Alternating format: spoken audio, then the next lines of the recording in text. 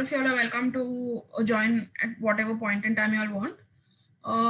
So just to start with the presentation, I will be taking the FDI orders that have come in. Most of the orders that I've taken, are the ones that have some kind of controversy or maybe an unanswered question. I wouldn't call it a controversy.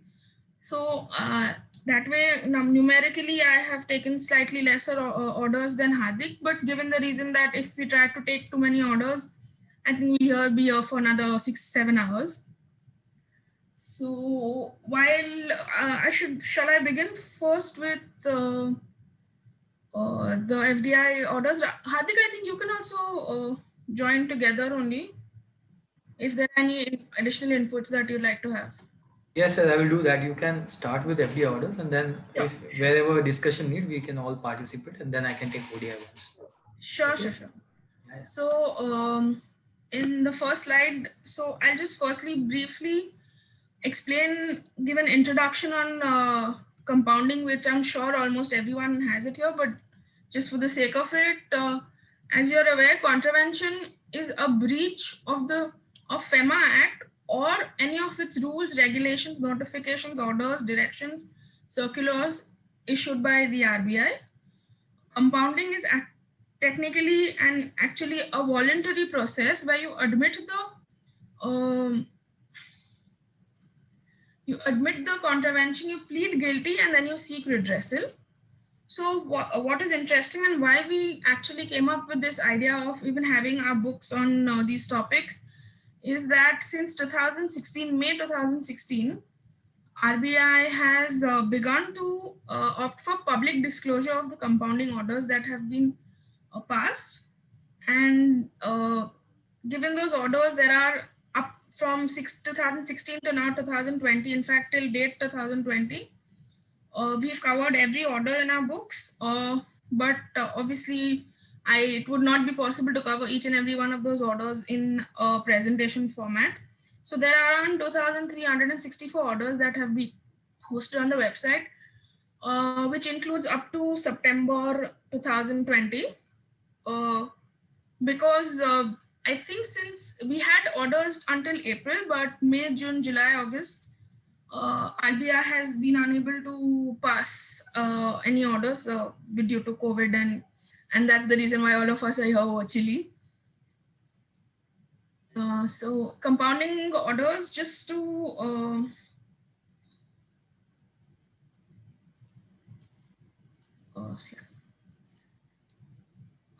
sorry, I got distracted by the questions that were popping up. You all can continue putting them in, but if it's okay, we can answer them at a later stage.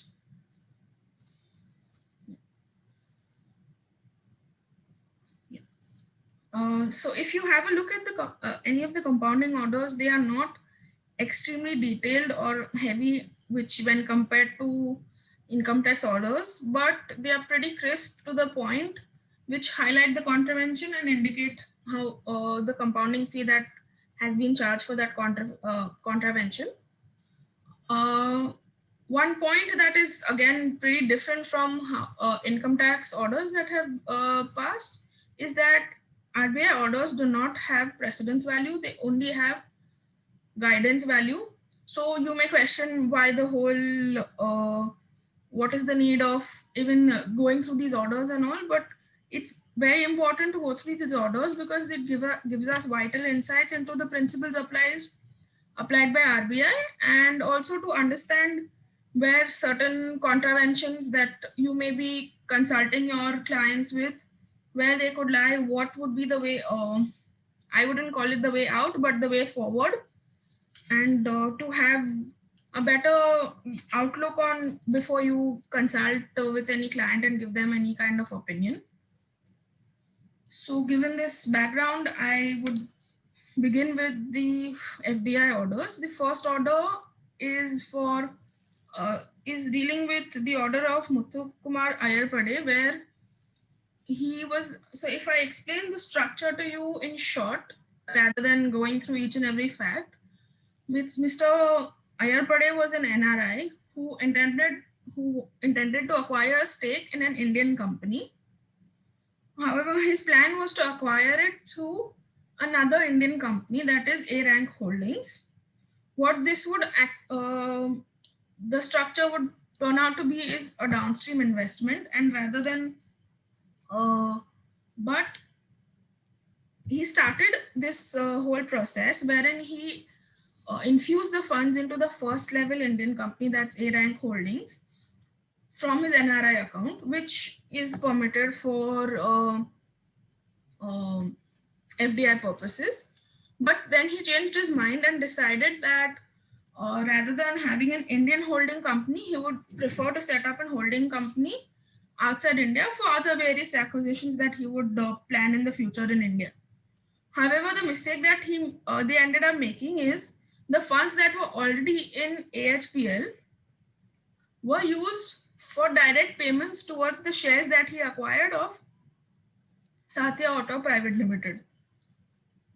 This would mean that it is an indirect third party payment rather than a direct payment from the NRI, that is Mr. Yarpade, to the Indian company, that is SAPL. And over and above that, what he did was they made the payments over a period of 1 year on deferred basis, which also at that point in time of the transaction was not permitted under the FDI rules. Another point that was contravened was that after this whole structure was made, including the mistakes in the third-party payments and the deferred payments, to set up the structure that he had planned, he transferred these shares, which were directly in his name, to another non-resident entity, which is MK Auto Components, which was based in Mauritius, if I remember correctly. Yes. So this was also in contravention. Hardik, the previous slide. This was also in contravention because this would require RBI approval for transfer of shares from an NRI to an NR entity. If it was an NRI to NRI transaction, there was no requirement of RBI approval. So the main point that I'm going to be covering in this presentation for this order would be the contravention of regulation 3. So if you compare regulation 3 of FEMA 20 versus regulation 4 of FEMA 20, regulation 3 is intended to apply to the non-residents, and by what they mean is to restrict them from acquiring or transferring Indian securities other than through permitted routes. Regulation 4 in comparison is to be applied to the Indian entities for restricting them from issuing or recording a transfer of shares other than through permitted manners. So this is the main point in differentiation between both these regulations, and this needs to be kept in mind when we are giving an opinion on any sort of FDI rules. There are certain cases where the wrong regulation has been applied in certain orders, but let's not get into that. Yeah. Next slide. Yeah. So what takeaway we can get from this order is that firstly, the third party payments were not permitted. So in a case of an FDI, as you would be aware, the payment has to directly come from the foreign investor, or although it's not mentioned in FEMA 20, the current user manual for the SMF, which is on the firm's portal, it permits payment by a third party for acquisition of shares. But if you analyze it, this payment can only come from another non-resident paying on behalf. There are other requirements along with it, such as KYC, etc., and an explanation why the said remitter is different from the person to whom the shares would be issued. So even in this case, assuming SMF and this point was available at that time, this case would still not be able to satisfy the conditions for a third party transfer. And for deferred payments, as of today, there is no issue with having, I would not say there's no issue. The deferred payments is permitted, subject to condition that the payment should be uh, maximum 25% should be deferred, and the payment should be completed within 18 months. At that point in time, it was not permitted, and since uh, the approval was not taken from the RBI, it was subject to compounding. What is the most interesting part here is the resident sellers. There were 4 resident sellers who sold these shares to Mr. Yarpade. They were also compounded for receipt of sale consideration on deferred payment basis. So being compounded for that, there is no issue. But if based on the guidance matrix, if we have a rough calculation on the the compounding fee, it seems that Mithukumar Ayarpade has only been charged for the payment of the third party payments, but not for the deferred payments. I mean, it would make sense that both parties do not get charged, but also if a contravention has been made, so I would pose this question open to the participants, whether both parties, so the seller as well as the buyer, should have been compounded for the deferred payments, or only the buyer of the share. Hardik, do you have any other view? So I think you have this one view, but I have another posal on this just to add.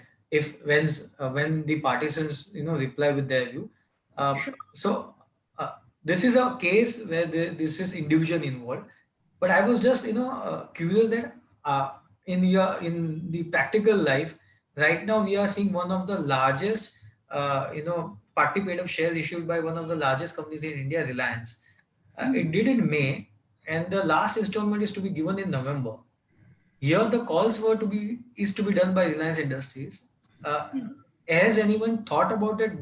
Whether this transaction would have been done under Upload, or is there any other mechanism whereas an Indian company offering shares to a non-resident shareholder on partly basis, and they can do away with this 25% limit and the 18 months thing.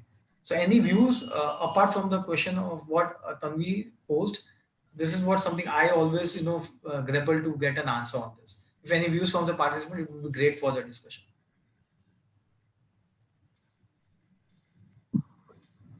The participants can unmute themselves and speak.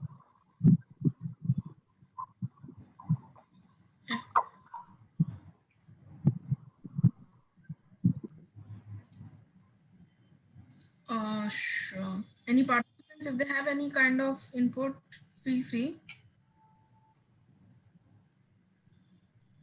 Or then we can move on. I mean, it's a question that remains unanswered. Hardik, let's go to the next slide. Yeah, just. So in this case, it was in the case of Guterman India Private Limited.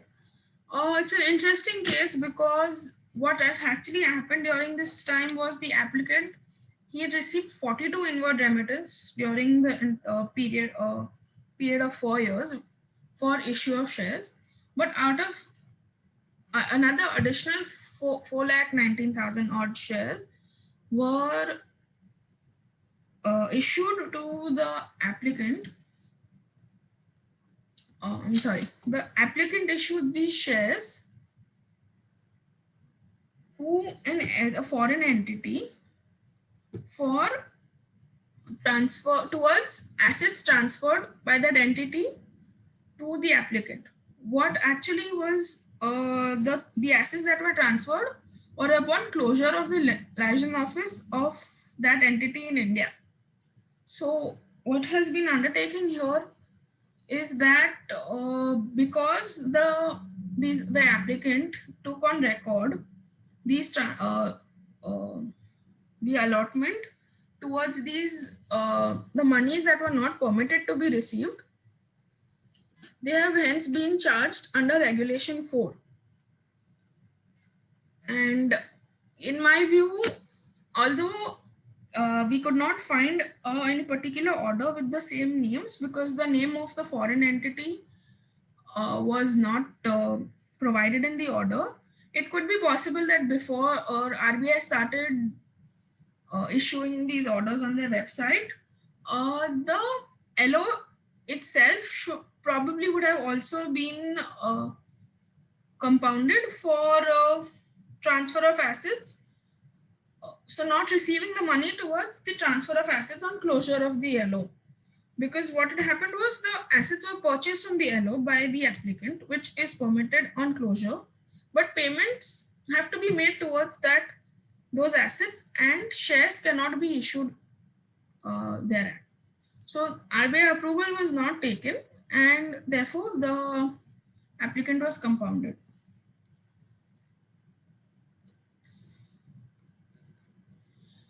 In this case, in case of Prestige Construction Limited. Hello, Tanvi. Yeah. Yeah, this is Aarti here. Yeah, hi Aarti. How are you? Hi, fine. In the previous slide, so the remittance and the party who is giving asset were different, right? The first applicant, you said the applicant received 42 foreign inward. It would be from different party, and the applicant allotted 419,200 towards asset transferred by non-resident on closure of its LO.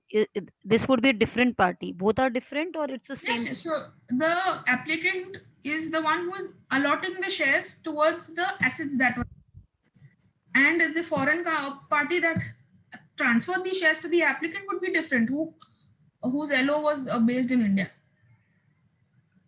Okay. So So that's why first leg was through them directly, and second was through their LO, which was there, and it was closed, and they transferred that asset and then took shares in their name. It was like this. I wouldn't say there are two legs. There is only one leg, that an LO closure happened in India of a foreign entity. Yes. Assets of that LO were transferred to the applicant. The applicant issued shares, allotted shares against those, the amount payable for those assets. To whom? They allotted shares to whom against this asset? The foreign entity, to the LO, the owner of the LO, to say. Yeah. Okay. Basically, Aarti, I think your question is whether the entity which had the LO is the same entity whom the shares were allotted. Yes, Then the answer is yes. Yes. So in the first case, it will remit directly to this applicant, India Private Limited Company, and in the second 419,200, it had an LO which was closed. Yes. The assets were transferred to this India Private Limited, and against that they issued shares to the non-resident. Yes. Okay. Yeah. So what they should have done was to pay them for it, and instead they issued shares against them. Yeah, right. So that is why they have contravened. What my last point was, for not receiving the amount towards those assets transferred. Yeah, LO would be separately. Would have probably been compounded. Yes, might be. Yes. So next case is the case of Prestige Garden Construction. It is a case where Regulation 4 and Regulation 10 AB1 have both been applied on this applicant. So just to go through the facts, the applicant was in the construction and development of malls. A resident shareholder of the applicant transferred shares to a non-resident and he received consideration towards that transfer. The applicant took said transfer on record in 2015. However, the transfer was reported to the AD in 2017. So the transfer was taken on record before reporting in FCTRS. And post-factor approval for the same was given, etc. Those were normal. So the facts are pretty normal in this case, which happen, I guess, time and again. But what is interesting is, like I mentioned in the earlier slide, Regulation 4 is the one that deals with the Indian entity for transferring, for restricting them from issuing or recording on transfer in a non-permitted form, which also includes taking on record without the reporting requirements. Interestingly, this applicant has also been charged for the delay in reporting of the transfer of shares. So if we see the FCTRS regulations, FCTRS is required to be filed within 60 days from the receipt of the amount of consideration by the transferor or transferee resident in India. This is during the erstwhile time of FEMA 20. Still, in this case, the applicant company whose shares are involved was charged for firstly taking the transfer on record and also for the filing requirement. So in our case, in this case, it's a point to ponder whether it would be right to levy a compounding penalty for both Regulation 4 as well as Regulation 10AB1. Also, if just another point before I can invite any insights, is that if you have a look at the order, dates, for the purpose of calculation of the compounding fee, the period and the date for contravention has also been considered differently. For the case of taking on record, it is post facto approval. So it's taking on record until the date of the post facto approval. Whereas in the case of the F10AB1, it is considered 60 days from the date of receipt to the actual date of reporting when it was done. So in my view, the company probably should not be charged for both the contraventions, and which is generally applied in most cases, except for here. If anyone has any differing views, I invite your comments.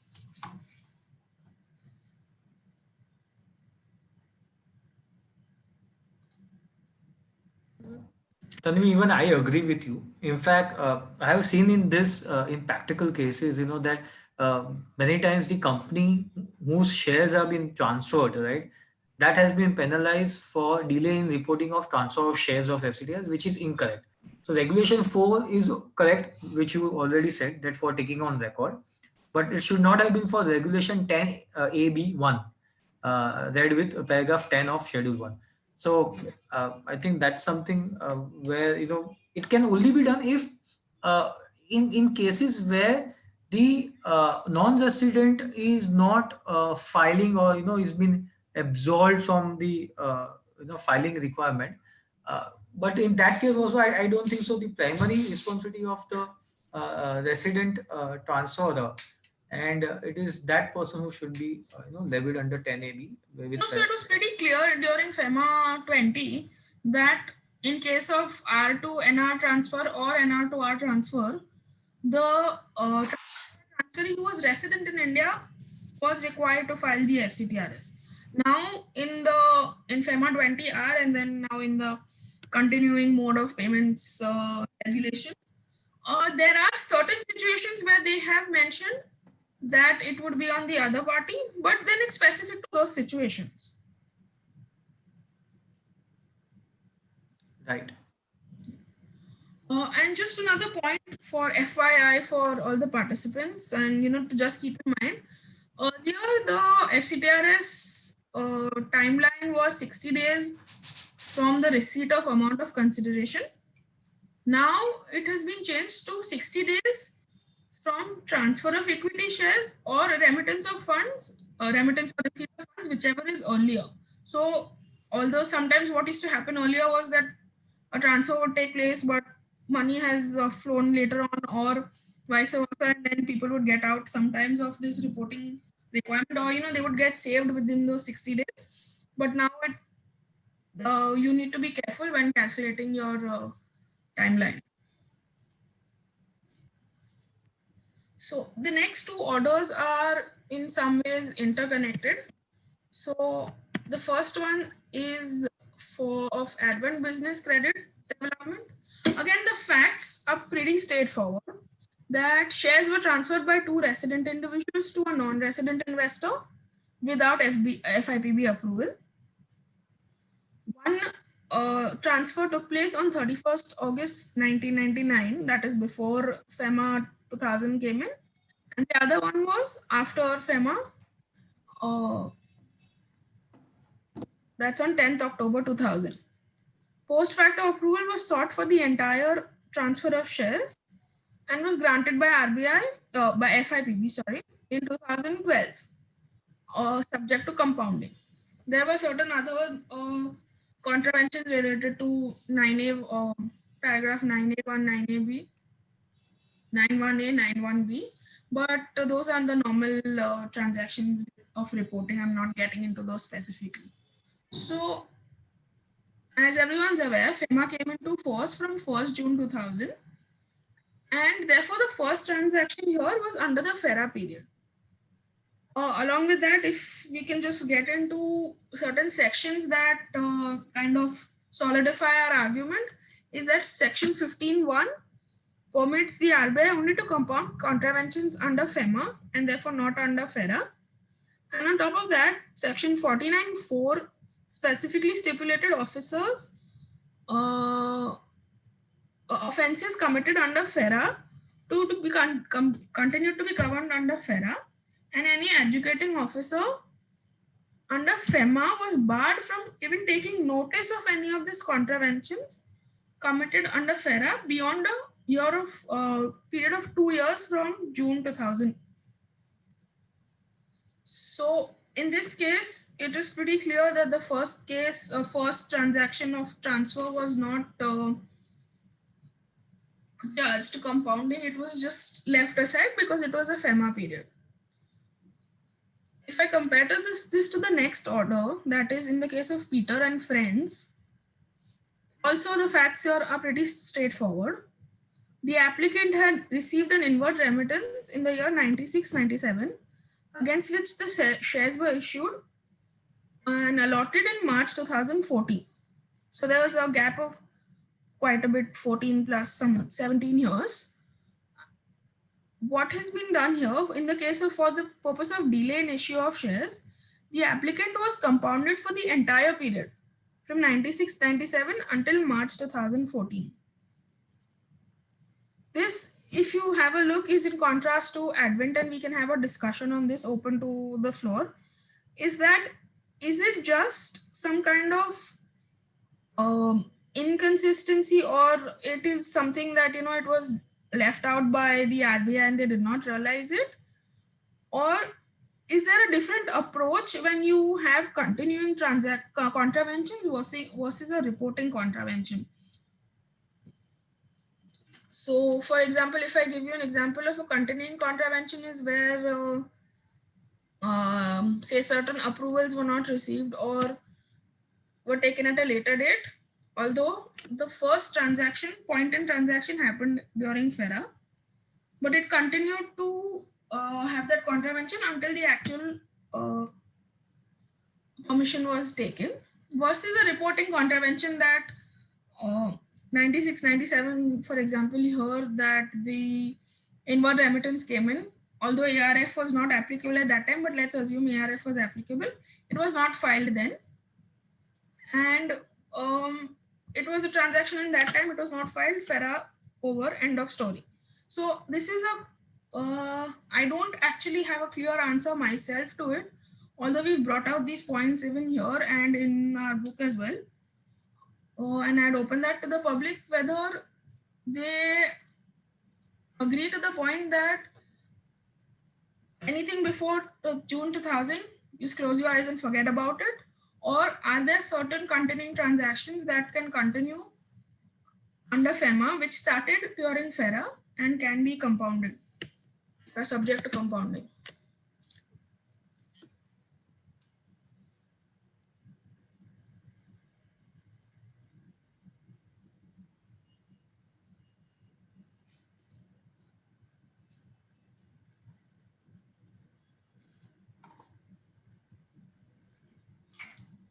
think we move on to next study, case study, next order. Sure, sure.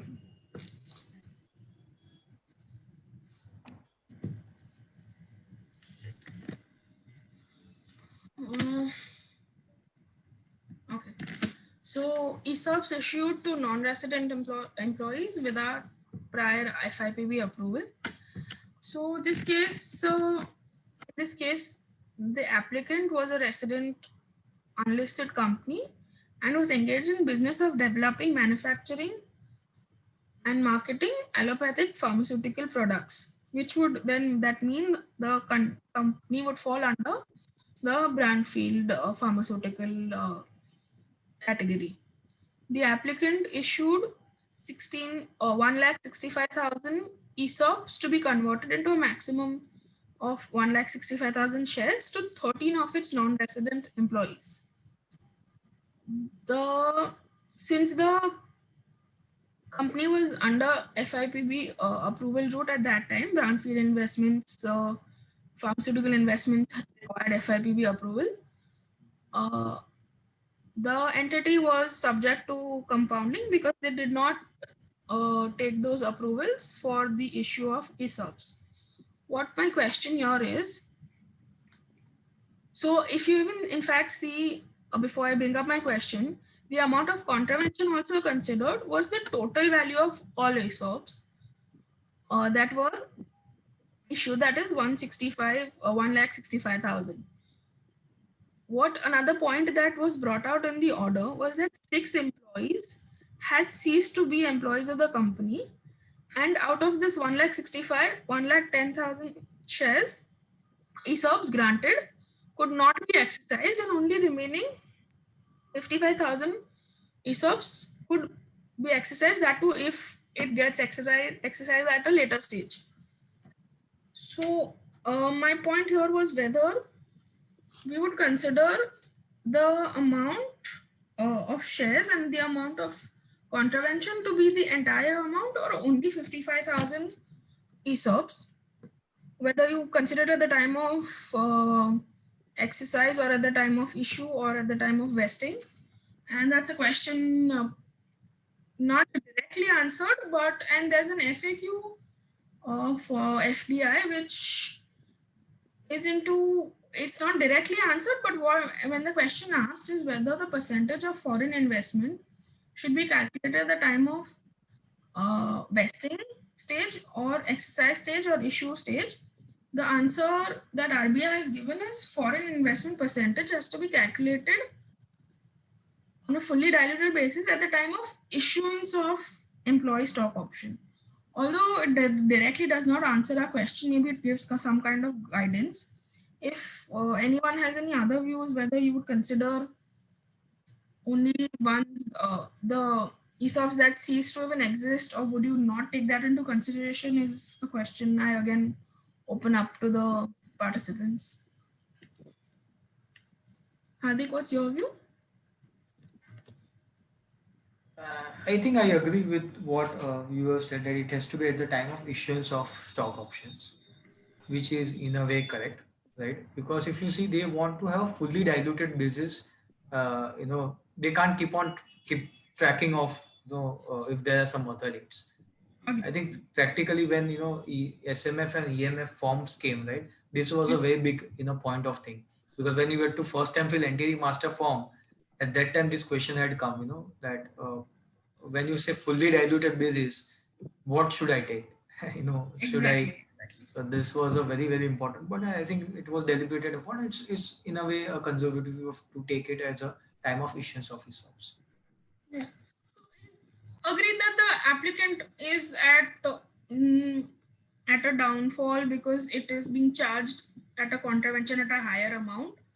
But then again, we have to understand the situation also, that you cannot every single time and every point in time again recalculate how many shares have been exercised, not been exercised, and sometimes the exercise would, or vesting would happen at a later date.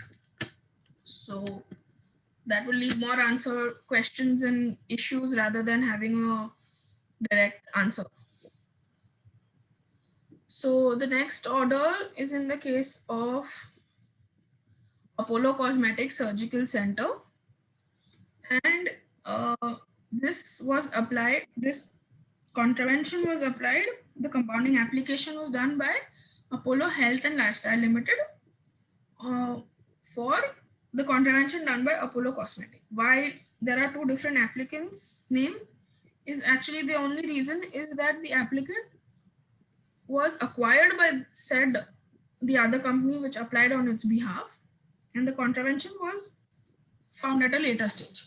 What happened was the applicant received an inward remittance from an NRI for subscription to equity shares, but the applicant was not able to allot these shares or even refund the share application money because they could not trace the foreign investor at all. He had disappeared for some reason. And this happened in 2009. After the acquisition, then the company was later acquired by Apollo Health and Lifestyle Limited. After this acquisition, the period of 7 years, which we know all of us are aware under Companies Act, that for a period of 7 years, if the share application money was not returned or remained unclaimed, it was to be transferred to the Investor Education and Promotion Fund, IEPF, and which was done also in 2018 by the entity. There is a mistake in the slide. The company was acquired in 2016, not in 2006. So the question, again, the facts here are pretty simple, and the contravention I'm discussing is in regard to paragraph 8 that everyone would have dealt with millions of times. So my question here again is sort of a point to ponder is whether the applicant can actually be charged for any kind of impossibility of performance, because it was very clear in the facts that they were not able to trace the investor. The investor was, not known. They didn't have anything, and there was no way they could actually return the money. And and on top of that, as per company's law requirements, the company correctly transferred this money to IEPF, and regularization, this was considered as a regularization, at least in this case. But I don't understand whether RBI should actually have proceeded with the said compounding of contravention, because in the first place itself, there was an impossibility of performance. But to be clear, in this order, it has clearly been applied. Paragraph 8 has been compounded. The contravention for paragraph 8 has been compounded, and the date period of contravention is be taken from the date of receipt till the date the amount was transferred to IEPF. Here the point is, this point is very important in any of the regulations of FEMA, whether it is ODI, import export. I don't, I have never seen, of course they have been lenient where they feel that the applicant has given all the documents to the bank and bank has not forwarded, but impossibility of performance is not able to be accepted at RBI at various times. I think someone has to try a writ to see this, whether can you really charge someone penalty for something which is out of his or that company's control. This is something I think I have read in many orders in various cases and in various notifications and regulations. Just thought to add it. Yes. Hardik, we I think had discussed another order. I don't know if you've covered it in your presentation. There's an order where in case of ODI where yeah, it is there. It is there. I will it is cover covered. it. Yeah, So, okay, fine. Then I'll not take it up now. So the same point there also applies, that whether actually in some kind of impossibility of performance, whether you are actually at fault or not. It's just a question of whether you are at fault or not. Okay, so the next case is Genpact India Private Limited.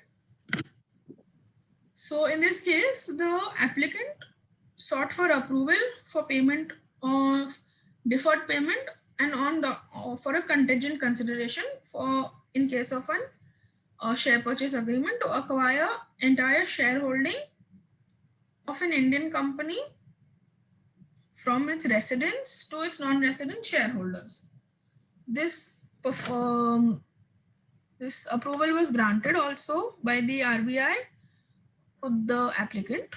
However, what happened was, since according to the SPA, the transaction was to be completed by August 2016, that is 24 months from, sorry, the contingent transaction was completed in April 2016, and applying the deferred consideration approval that they had received of 24 months, the transaction was required to be done by April 2018.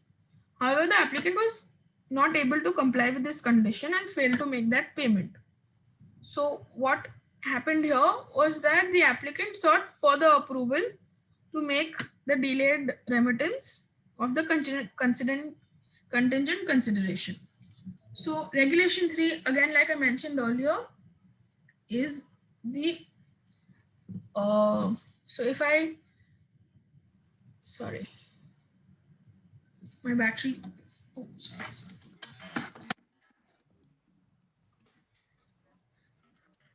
Sorry for the technological issues.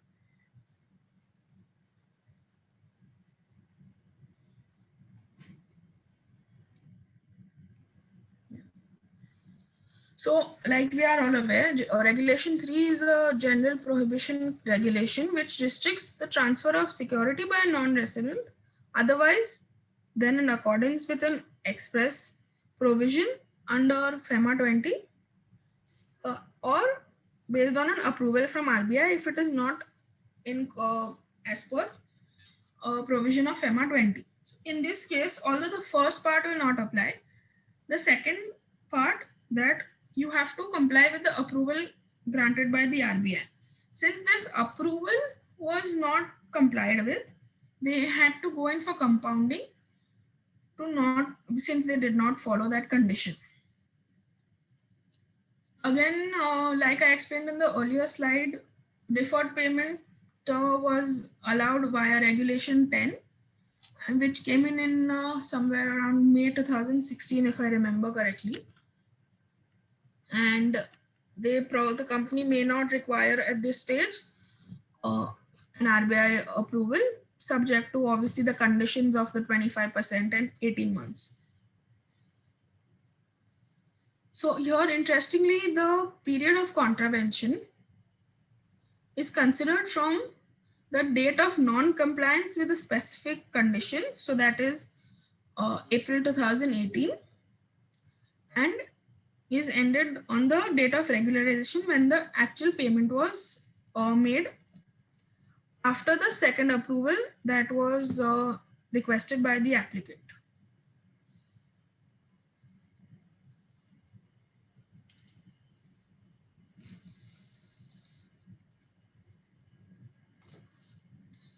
Any points here, or if I could move on to the next.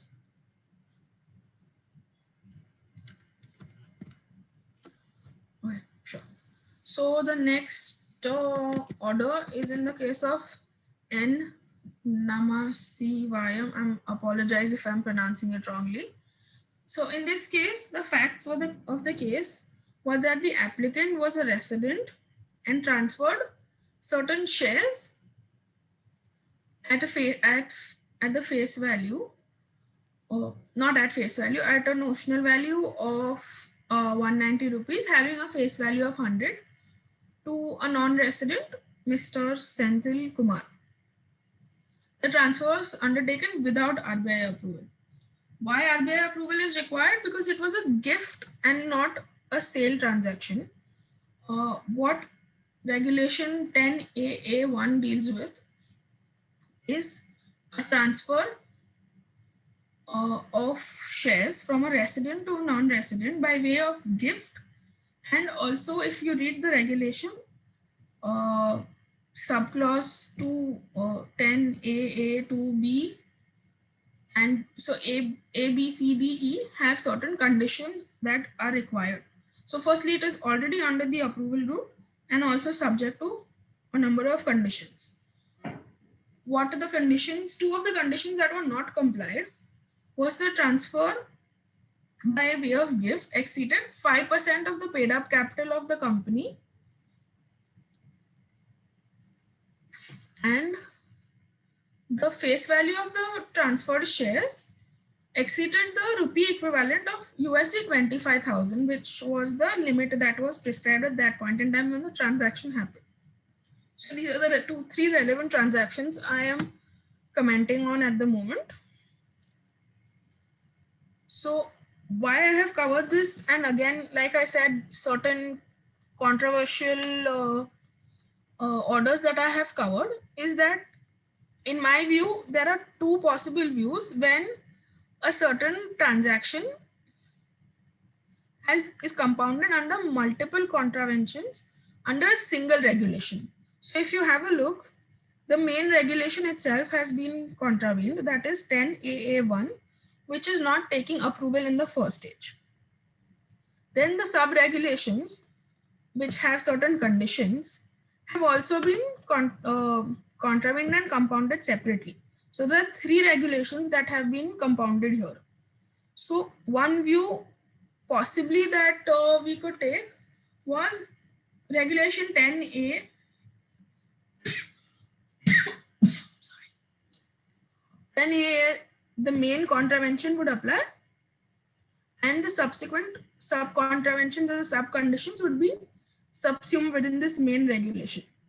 And this is, if you compare it to other notifications, this is somewhat similar to the cases of ECB, where you're generally compounded mainly under regulation 6, and then the sub conditions, such as if you haven't complied with the all-in cost, or you've not complied with the average maturity period, etc., it's generally read with the other sub conditions.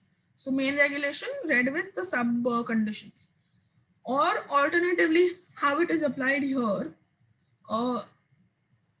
is that you apply each of them separately, which is similar to even the disinvestment regulations in ODI, where each condition has been separately compounded under regulation 16, where one condition is about being in existence for 1 year, the APR condition, no outstanding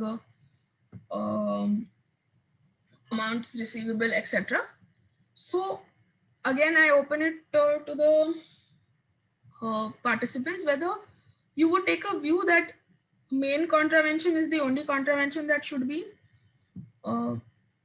applied, or each condition itself should be compounded separately and applied to compounding separately.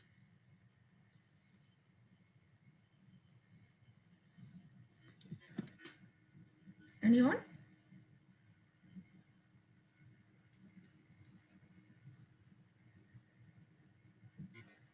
So I have mentioned that on the slide as well.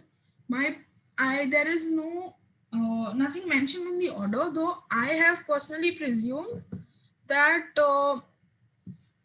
why it has been applied separately is, although the RBI approval is not obtained, and the main contravention has been compounded, that the RBI approval is not obtained, these conditions, sub-conditions of 25,000 USD and 5%, etc., would have not been in place if that contravention, if that approval was already taken from the RBI. In other words, the RBI would not grant the approval if the conditions were not satisfied. So, kind of presuming on that basis, it sort of in some ways is correct that the RBI has applied all three of them separately. Another point that I wanted to discuss in this same order is so when the transaction took place,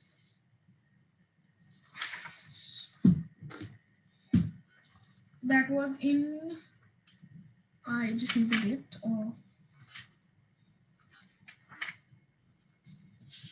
Yeah. I haven't mentioned the date.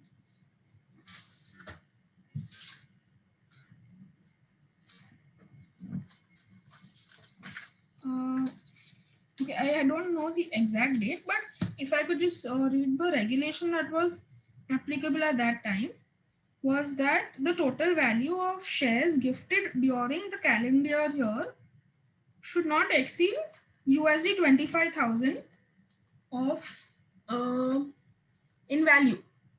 This was liberalized to USD 50,000 in September 2011.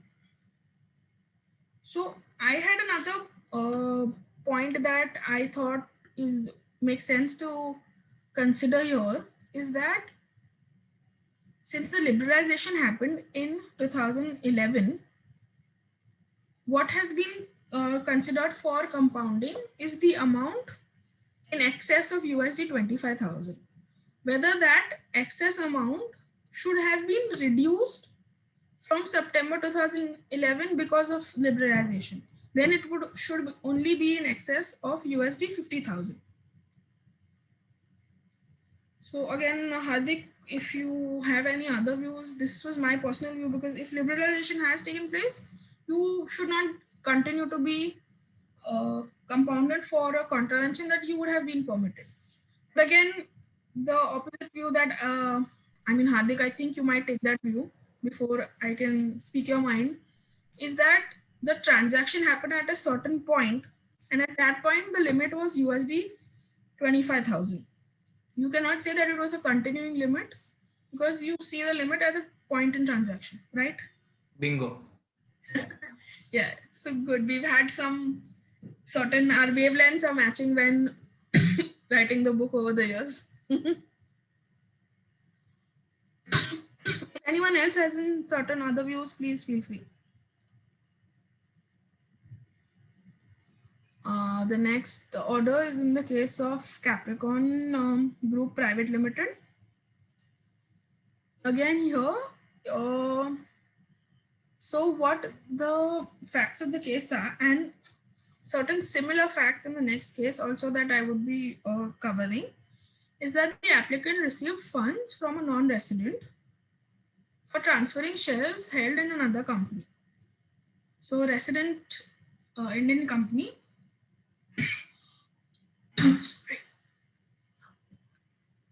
transferring shares to a non-resident entity. The applicant could not submit the KYC of the non-resident entity, and therefore the transaction needed to be cancelled and refund the amount to the non-resident. What has been considered here is Regulation 10AB1, which stipulates the reporting requirements for transfer of shares in FCTRS.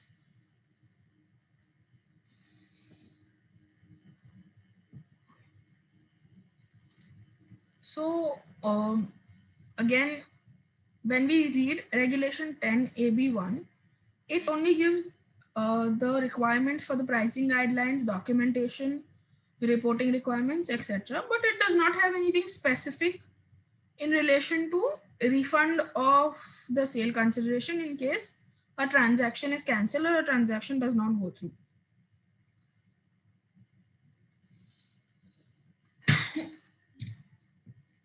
So therefore, this would apply only when a transaction is actually completed of transfer. But what RBI seems to have implicitly applied in this order is that the 60 days that you get to file the form FCTRS, the transaction is done within that time. When you file your FCTRS, you are okay. Or if the transaction is not done within that time, you refund the money.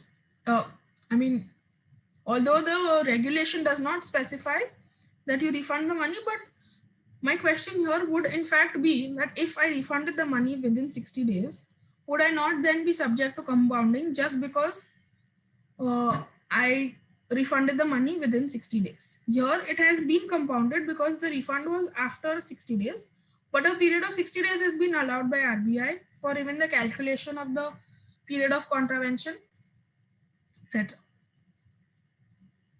And why this is interesting is you may think that, okay, this is fair, this is, there is no issue here. If you see the next order,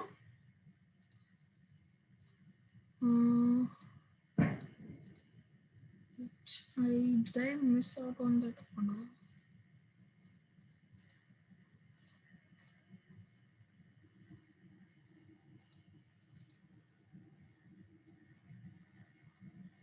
No, so it's not the next order, but maybe we could skip to that because I've already brought up the point. In the case of FEMA 20R, there was an order of Shri Paturi Srinivas Rao, where certain similar facts that a resident individual transferred shares to a non-resident company. The amount of consideration was received in November 2017, but it was in excess of the amount of shares transferred, and therefore the excess sale consideration should be refunded back to the non-resident entity. In FEMA 20, which is the 20R, the timeline for FCTRS was provided in Regulation 13.1.4, which was again 60 days in this point of time also. So in this order, similar to the previous order, the RBI has again implicitly applied the 60 days of FCTRS to refund that money, which also has similarly been followed in another order in the case of Ananta Sagar Pothrulu. So again, here, I mean, to take an opposite view of what has happened is that if I had refunded the money within 60 days, the contravention wouldn't have probably existed. I don't find this a clear answer, but this is a possibility when you try to analyze this order. So just for explanation purposes, the contravention here is not a reporting contravention, and therefore LSF, that is the late submission fee, cannot be applied in this case, and a normal compounding transaction would, a procedure would take place. Further, comparing this order in the next case of Devesh Srivastava, the applicant who is a resident individual transferred shares to a non-resident entity. He received a certain amount for the purchase of shares, and about 1,77,000 was received in excess of the amount of shares transferred. The applicant applied to RBI for approval to refund such excess application, and the approval was granted. Here in this case, paragraph 2.3, which deals with capital instruments. So what is interesting here is, although it was a transfer transaction, it's clear from the fact that there was a transfer of shares and not a issue. Paragraph 2.3, which is similar to the old para 8, has been applied in this case, and also other cases. I can mention those names found is Benarasi Das Gupta, Sheila Gupta, etc., where they have applied the 60-day limit plus 60 day plus 15 days, which was earlier, which is now there in FEMA 20R, as well as mode of payments, which is in line with our Companies Act.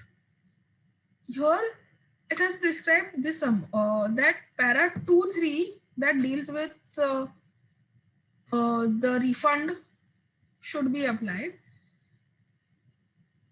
and 10.4, which deals with transfer,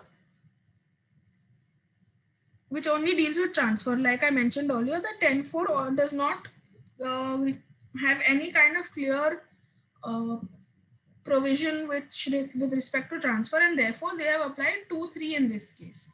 Such contrasting views have been applied in two orders, more multiple orders. It is quite a question to be answered, which would be the correct approach. So if anyone has some kind of insights, you're free to.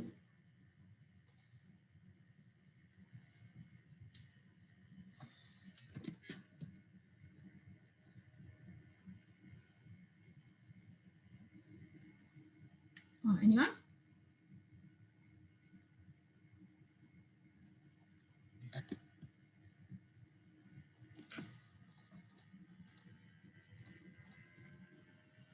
So, okay, I'll move forward. I have two orders and one of them is pretty short.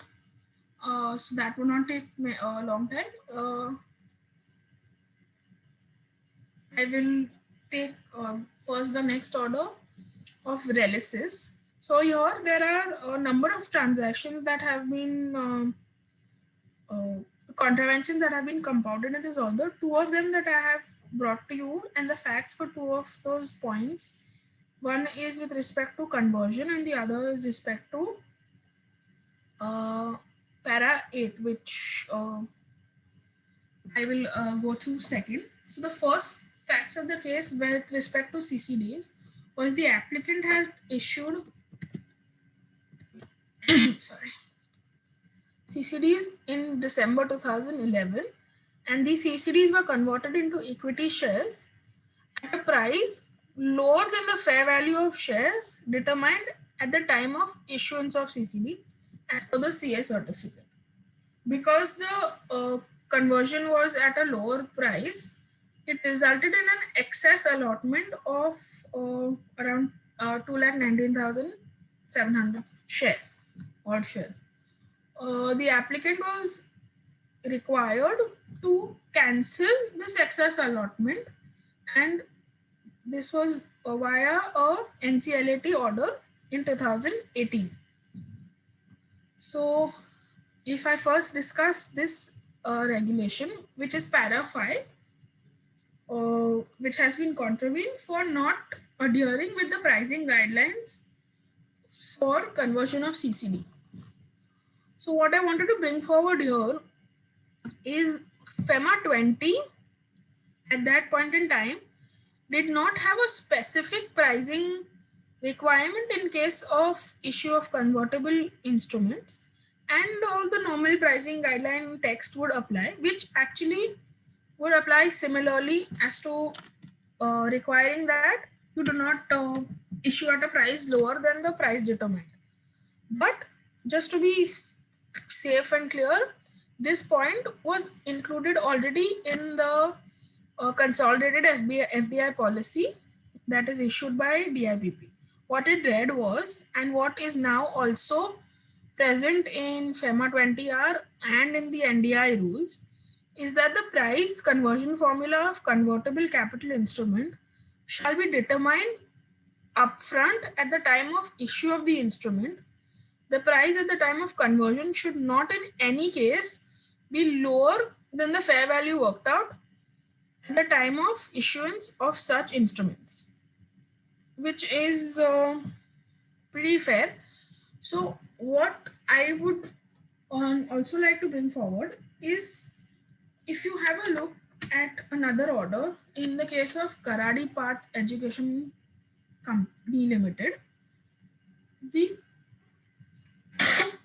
in this case, rather than requiring the applicant to cancel the excess allotment of shares, it required the applicant to bring in the shortfall amount which was created by this excess allotment.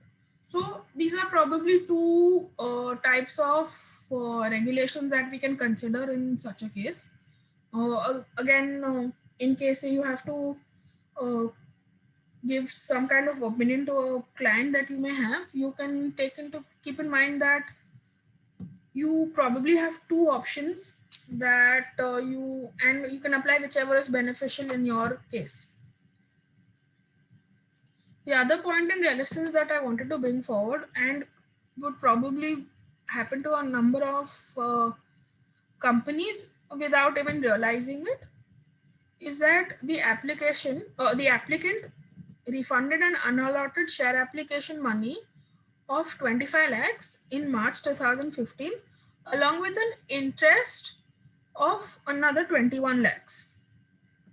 So this interest is as per the Companies Act, which is very specifically allowed. Which is in fact required as per Companies Act section 42(6), that in case of delayed refund, you have to pay an interest.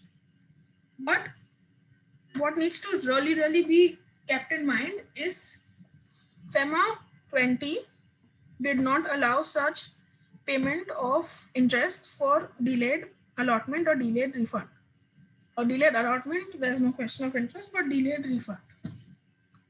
So the applicant was required to bring back this money as per RBI as part of the regularization. So, just another additional point that we came across when doing our research was that FEMA 20R, in fact, although FEMA 20 was silent, 20R had a separate proviso that mentioned that in case of payment of interest as per Companies Act, it may be permitted, but only with the prior approval of RBI. So the status quo is same during FEMA 2020R or now during NDI rules and mode of payment and reporting regulations. But at least FEMA 20R made it a point to have a separate proviso on this point.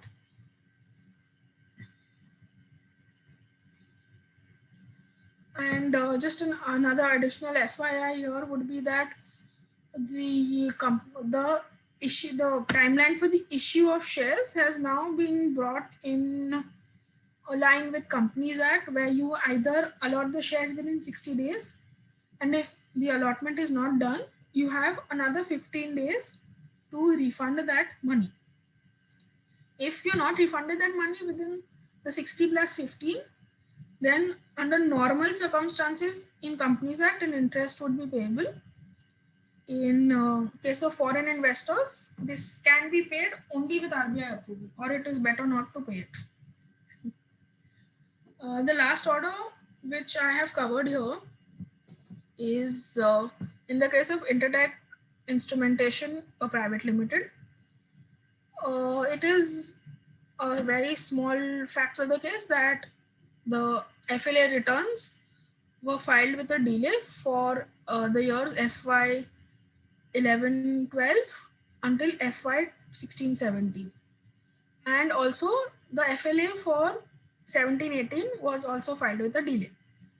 So regulation 9.2 is the one that would apply in this case.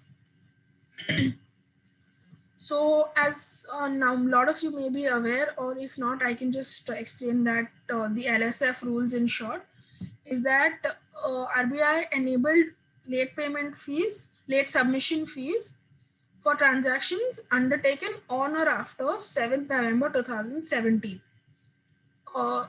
So mind you that this payment of LSF is an option for regularization, but only and only for reporting delays.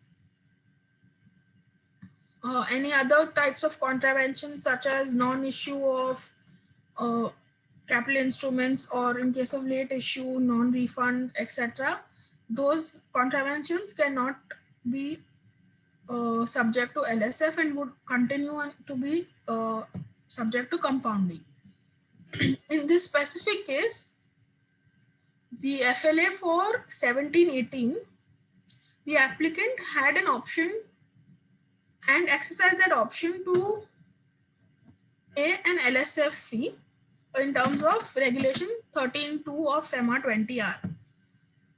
In my view, this is pretty contrary to the trend that we had a chance to analyze, is because a number of entities, rather than going for LSF in the case of FLA, mind you, only in the case of FLA, they prefer to go in for compounding, is because the guidance matrix is only applies a very minimum fee of 10,000 per FLA return, and this is not subject to number of period of delay and applied to the percentage amount involved in an FLA return, which would make that amount pretty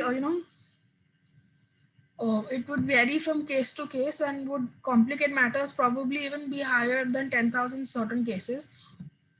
So again, it especially in certain smaller reporting transactions such as FLA, it is always better to have a look whether you would end up paying a lesser amount if you applied for compounding versus an LSF fee that some cases may be higher or lower.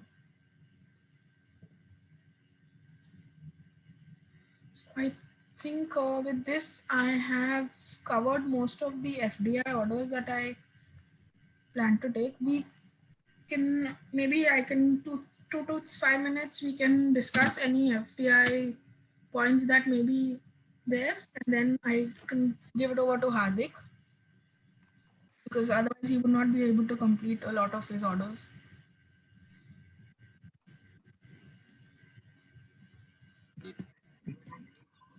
Questions. The compounding orders that Tanvi has discussed, we can discuss. We can then continue with Hardik's presentation.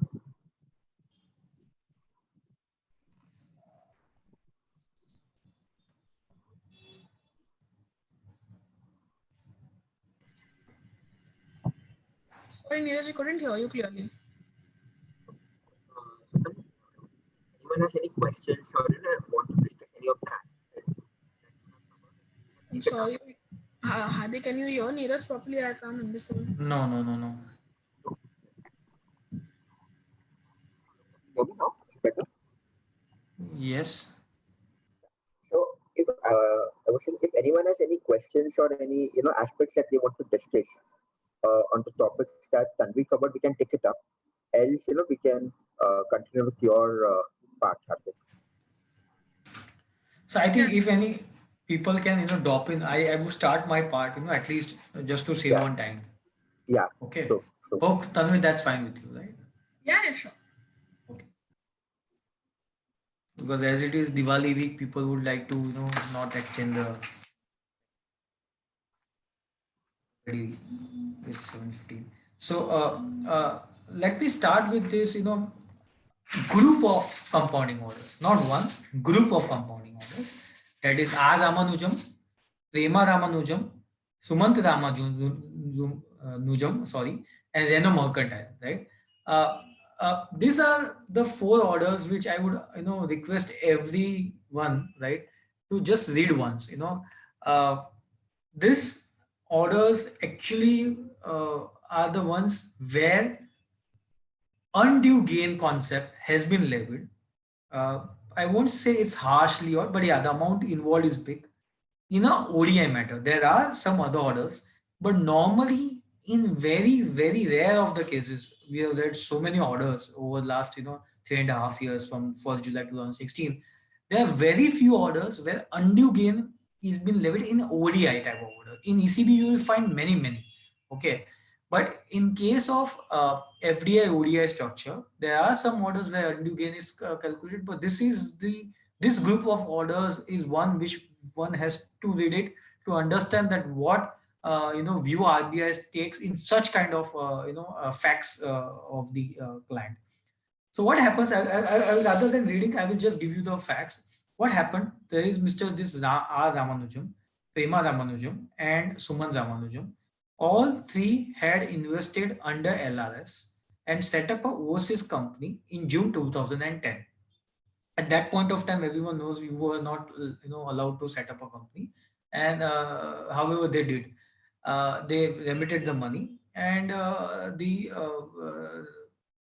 Ramanujam afterwards gifted his share of shares to Suman Ramanujam. Okay, so the first the common kind of a contravention of a regulation of 5.1 was done by all 3 of them.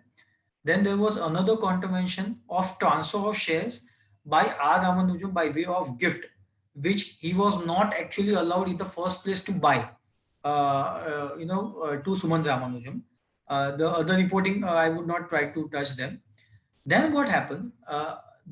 The shares which they had purchased, the same shares in this overseas company, which is Vikasa PT Limited, right, was just a sec. Was purchased by another Indian company, that is Reno Mercantile Private Limited. Now, the interesting case is, in case of Reno Mercantile Private Limited, that company actually invested more than 400% of his net worth, uh, and they bought these shares. Now, RBI, what they did, they compounded R. Ramanujam for setting up of this company in Regulation 5.1. Likewise, Prema and Sumant.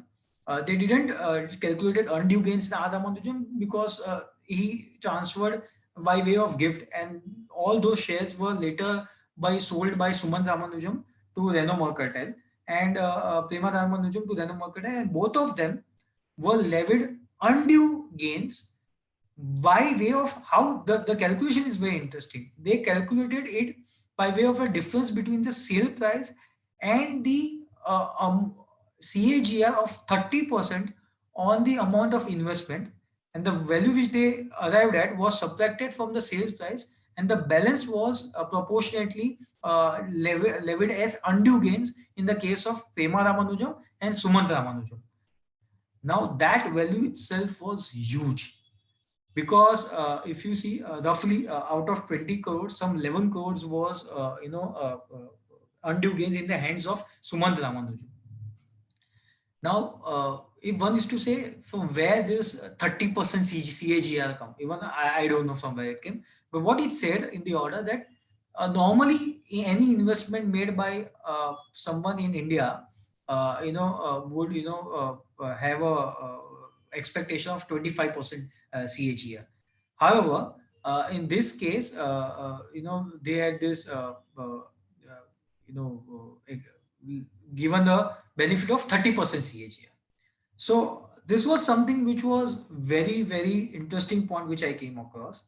And when the Renault Mercantile acquired the stake, they actually acquired by way of remittance, which was far more than what their net worth was, and how they were regularized. Let me take you to that case law just to understand the facts. The capital infusion was done by another two shareholders, which came in and made sure that the investment made by Renault Mercantile was within 400% of net worth. So the key takeaways here I would say is that the disinvestment, either you make a disinvestment or you infuse the capital. In this case, it was the infusion of capital to make sure that the financial commitment is within 400% of net worth. And this is something which I think a choice which is given to applicant every time. I've also done this in one of the case where there was this client was given a choice that either you bring in the money to increase your net worth so that the investment and guarantees fall into the 400% of net worth. The financial commitment falls into 400% of net worth, which is the automatic route which is available to the Indian party. So this was with respect to Renault Mercantile. Now let's go to the key takeaways as far as this R. Ramanujam, Prema Ramanujam, and Sumant Ramanujam is concerned. One is, whenever you make an investment under regulation, whenever you made an investment of setting up overseas company before 2013, it's a substantive contravention, and the regulation compounding happens under regulation 5.1, which says that you save as otherwise provided in the act and rules, you can't make an investment other than what is been mentioned in 120. At the same time, regulation 3 also says that you can't disinvest something which you were not permitted to held in the first place. So that also gets contravened along with Schedule 5, that was Regulation 20A, which deals with permitted modes of disinvestment. In this case, the disinvestment by way of R. Ramanujam was by way of gift in favor of Sumant Ramanujam, and Sumant Ramanujam then sold the shares. So undue gains was effectively calculated on the shareholding of all three, if you take that gift in the hands of the Sumant Ramanujam. So that's why this becomes very important.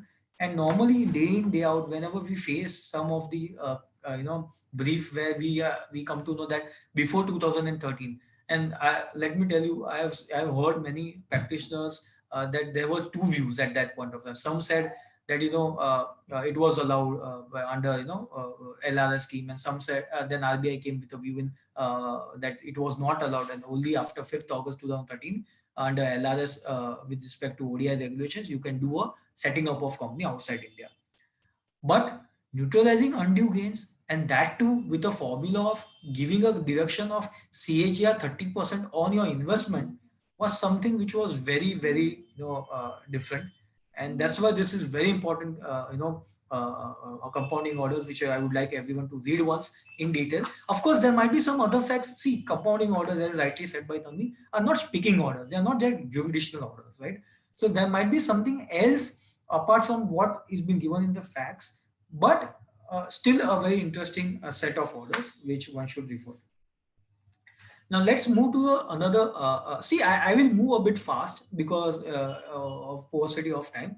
But if you have any questions, just just unmute yourself and just interrupt me or send a message, which if time permit, I will address at the end. In this case, in Girendra Baburao Kalmaska, there was this applicant. Has anyone unmuted? Okay, okay, okay. So in this case, there was these two individuals who founded a company outside India. That company, was named as Verisov Group of Companies. So Indian companies. These two people found the Indian companies, and an overseas company named as SQS Software Quality Systems acquired both of these companies. The name of the companies was later changed as given SQS India Info Services, SQS India Info Systems. The applicant, as a consideration, got the shares of this German company. So there was a swap of shares. Now, at the point of time when this happened, okay, it happened somewhere in 2011. Swap of shares was a permissible method of funding under Regulation 6.3. But if you see the operational instructions to AD banks, or that is the part 2 of master direction, it clearly says that for the FDI lag, you need FIPB approval. So in this case, that FIPB approval was not taken by the client. Hence, they went for post facto approval, which was denied by FIPB. And thus the whole, which actually became an ODI FDI structure, once this swap of shares happened, the same had to be reversed as the approval was not given by FIPB for the FDI lag. So very interesting one, because many times people are of the opinion, okay, if something has happened, we will take a post facto approval, and and then we can do the compounding. But it's not that easy. Sometimes the approval is not given. You have to unwind the whole transaction, which might be a very painful exercise. Now let's go to this another interesting case laws, right? In wherever needed, since I will be covering more than 20, I think 25 orders, is around 29 orders, which I will touching across if time permits. In somewhere, especially in this case, RIR enterprises, there are two case, compounding orders. In both the compounding orders, the fee is not being paid. In case of R. Ramanujam, though the fees were very high, those have been paid. In these two cases of RI enterprises, very important, I tell you why. Because then we have to see that what happens to these orders. Because then either what I understand is if you don't pay, then the order stands as is not been given, and the ED is free to take any action. Okay. Or the client might have appealed against this order by way of a writ petition. Okay. So apart from that, I don't foresee any other thing. So let's look at, in this case, I'm not going to cover both the orders of RIR enterprise because one is with regard to pledge, which is okay. But let's understand the facts of this case with this flow chart, which is very, very, very, very peculiar. So there was this RIR enterprise partnership firm, which, had this wholly owned subsidiary RIR, International Limited. It's actually RRI International Limited, but I think I don't know whether it's a typo by them, or something like that. But if we take the same nomenclature, it can be RIR International Limited, Mauritius. Now, what happened? the Indian partnership firm had this WOS. Now the WOS went to ICICI Bank Bahrain for a loan, for which a corporate personal guarantee was given by RIR Enterprises, which was worth somewhere around, if you put all both together, $338.7 million. Against that, ICICI Bank Bahrain gave a loan of $30 million to RIR International Limited Mauritius, which in turn invested in CCPS of Seeger Solutions Limited India, which was actually controlled by, you can say, because they are the common directors, by IIR Enterprise partners. Now, what is the interesting thing is, one is it became an ODI FDI structure. So round tripping was very clear, and there was an undue gain which was levied. Here, the method was the difference between CCPS coupon rate minus the PLR rate, the prime lending rate, was considered as undue gains. So now this is what I would like to bring to attention to the participants, that there is no actually guidance as when the undue gains will be applied, and if applied, what method or what deduction with respect to investments or cost of improvement of investments, or what you in tax language you say indexation would be given, and then the undue gains. There is no guidance available, but these are the soft guidance points in different facts of cases which one can take note of, and if somewhere down the line if they come to know about this such facts, they can take a decision on the basis of this. Of course, these are not precedent. This doesn't have any precedent value. It's just that we are studying that how and how compounding fees have been levied by RBI in various different set of facts of cases. In this case, RBI also, there was this issue where RBI returned the application and referred to ED, and then High Court disposed of the petition by directing RBI to process the application and put the DOE notice on hold for 4 weeks. The important note which RBI made in the compounding order was that the the whole transaction, transaction was actually a round tripping of funds.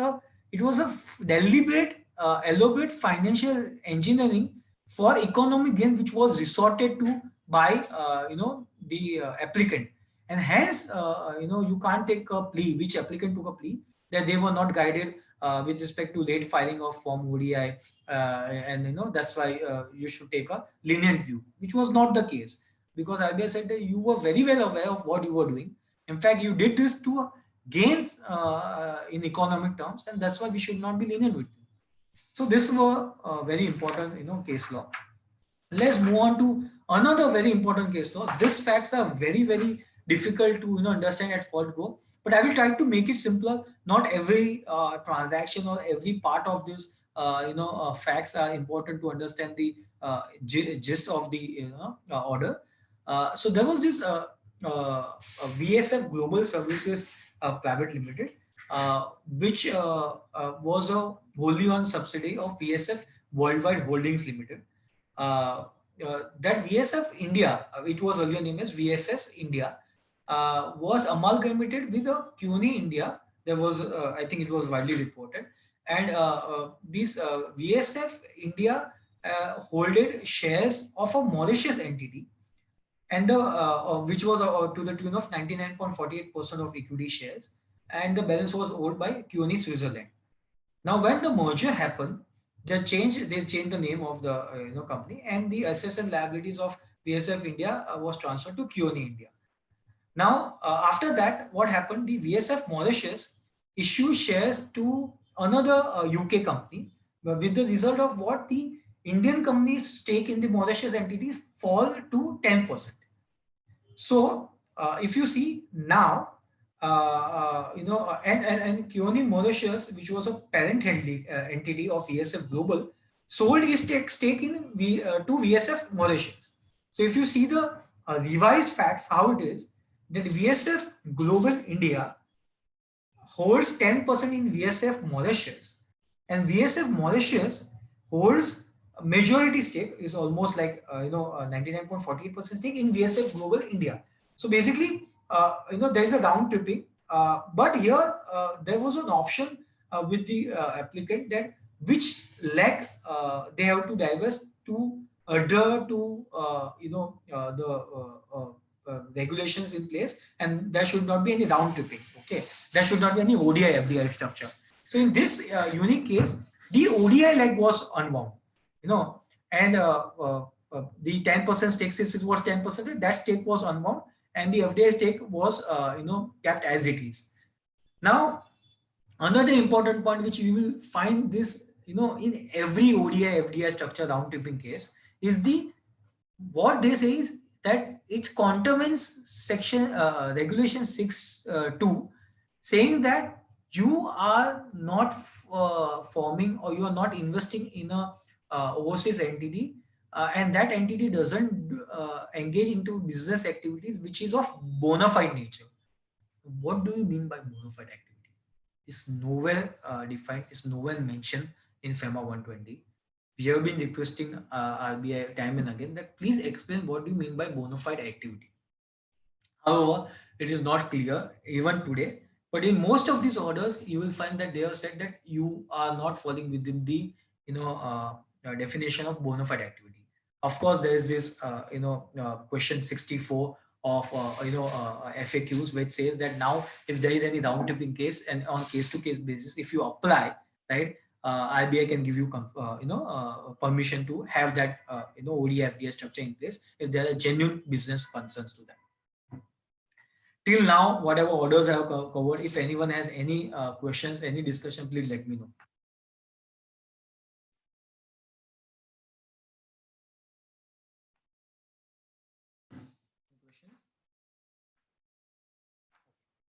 Let's move on to this another case, Synfosys Business Solutions Limited.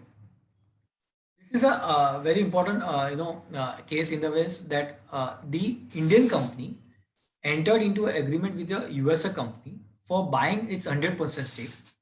It opened an escrow account with Wells Fargo. It remitted $2 million. Somehow the deal didn't fructify. In that case, though the remittance was reported as ODI, the escrow account was debited, and there were incidental expenditure which was made, and the balance was repatriated. But the balance which was there in escrow account was also then further, when the deal could not fructify, was parked as a loan in another WOS, which is Synfosys Business Solution in USA. Now this was not permitted.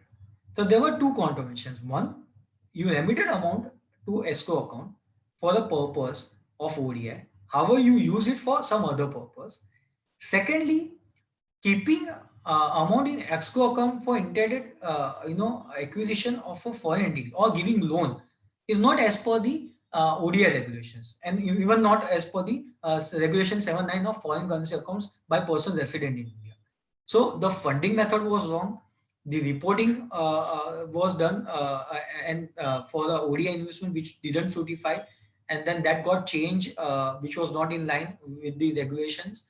And then that money was invested as a loan in another entity, which was also not possible, because whenever you want to give any equity or loan to your overseas subsidiary or overseas JV, it has to go through a banking channel, ED banking channel. You can't give it from a escrow account which was for a different purpose, or even not from your overseas branch, which we'll be covering in another case law, where the investment was made from the branch of the Indian company, overseas branch of the Indian company, which is not allowed.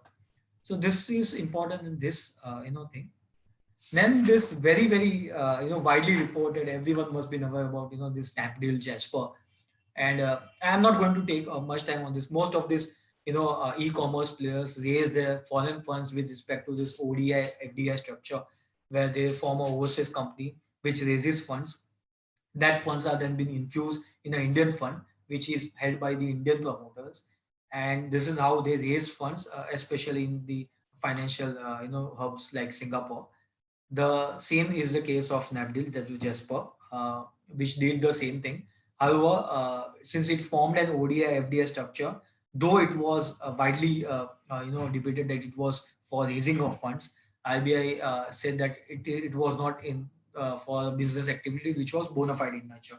Such structure did not pass the bona fide activity test applicable to JV and WS. Hence, it is not permissible, and hence, they were levied penalty of the same. PC Jeweler Limited. In this case, the important point was that the investigation of DRI was continuing, and still the company went ahead and made the investment.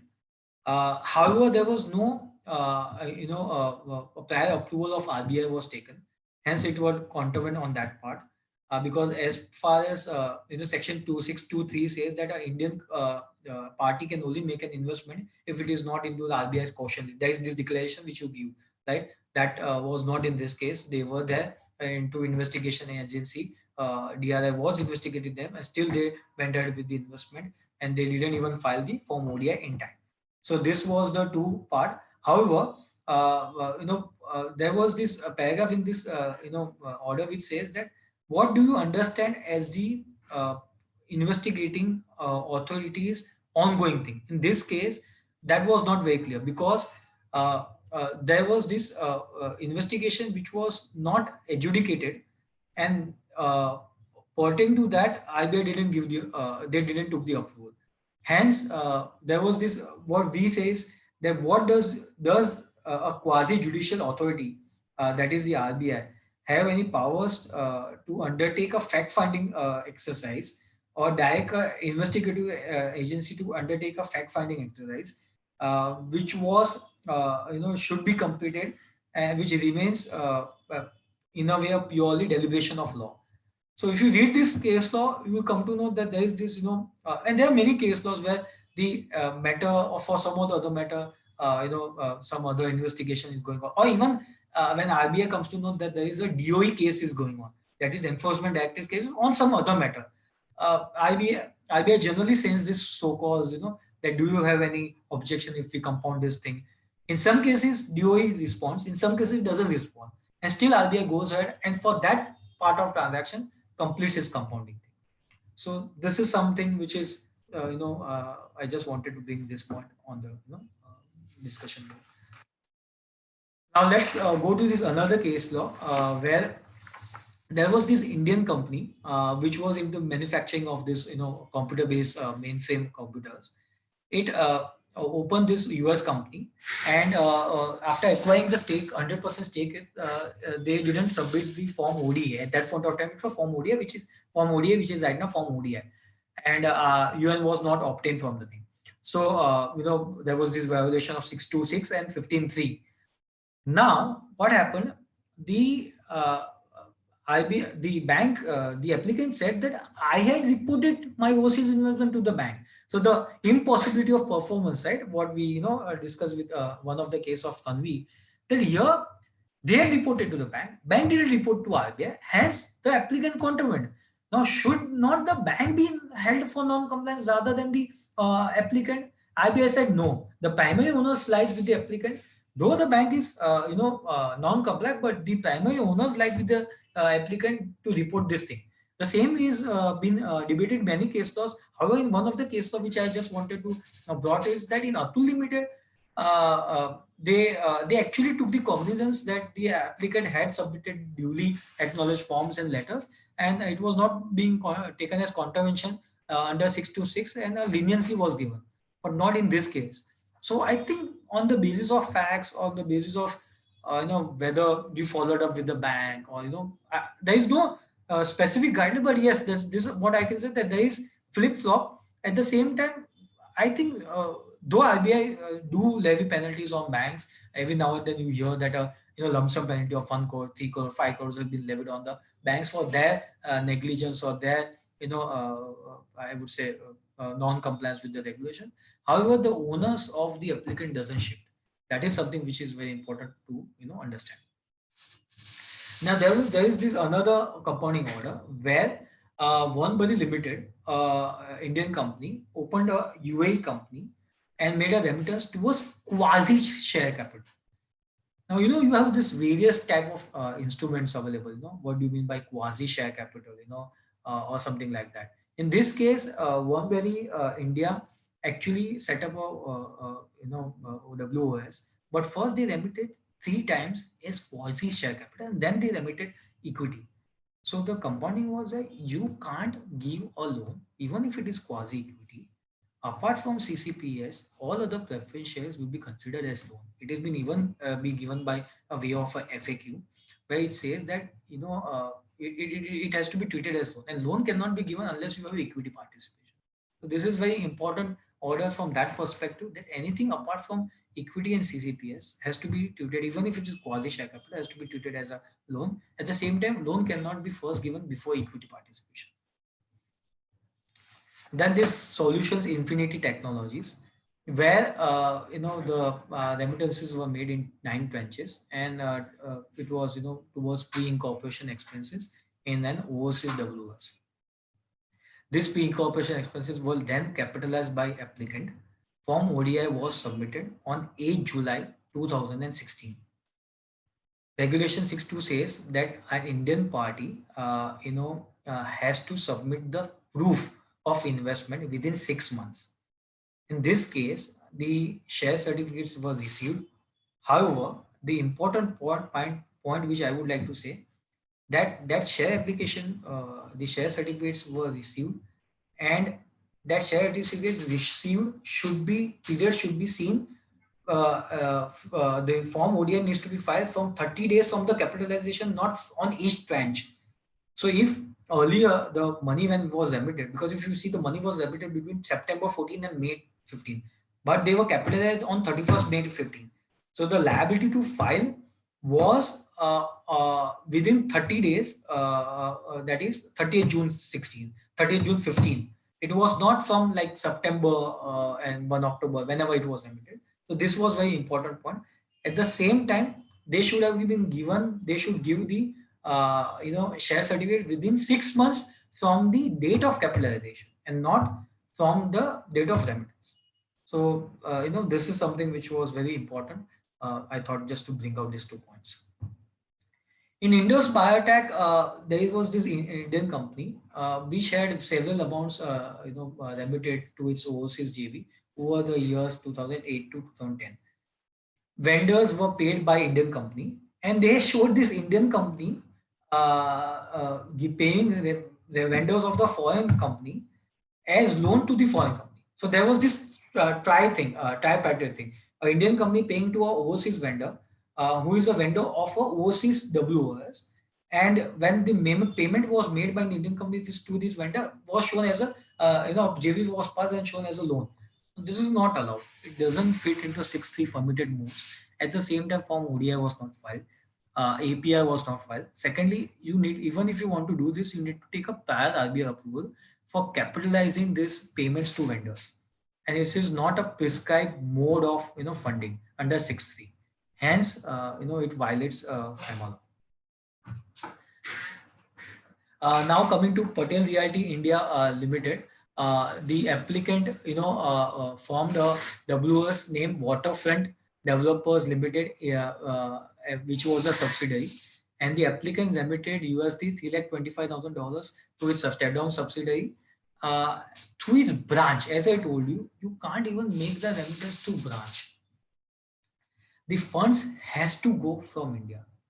So if you are making any payment to any overseas company, right, and that overseas, if you are making investment in any overseas company, and if the overseas company wants to invest in a step-down subsidy, the remittance has to go either from India or through subsidy. It cannot go to a branch of your to your overseas branch. The investment cannot happen to your overseas branch. So the method of funding was wrong. Secondly, in this case, a guarantee was also given. At that point of under 641, a guarantee can only be given, on behalf of first level step down subsidy. It cannot be given to a second level step down subsidy without RBI approval. So, and the guarantee has to be reported and should be remitted from India. So this was with respect to these 2 points which I wanted to just cover. Now coming to pyramid. I know I'm going fast, but just making sure that all important points are covered. Neeraj, if any discussion you want me to do it right now, I can do it right away, because I think most of the important points I have covered already. There are some orders, right, which I can cover in next 10-15 minutes. But I will leave to you whether we want to open some discussion or we want to cover this remaining around 10 or 8 to 10 orders.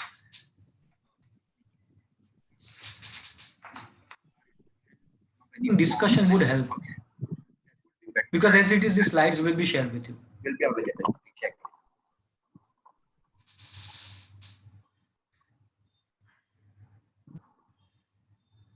So, does any of the participants, has any thoughts, want to discuss any orders or any scenario where we could.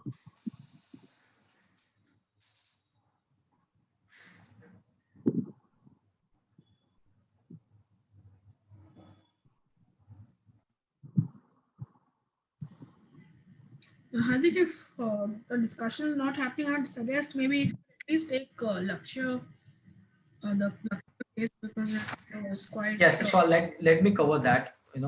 Others are very simple, and it was either okay. One point was that share certificates. So generally, there is this misnomer, that apart from share certificate, there is nothing else which is acceptable. But in my opinion, if you read it correctly, it says evidence of investment.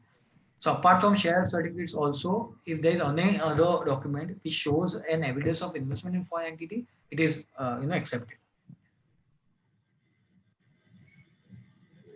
So let me come to this Lakshya thing.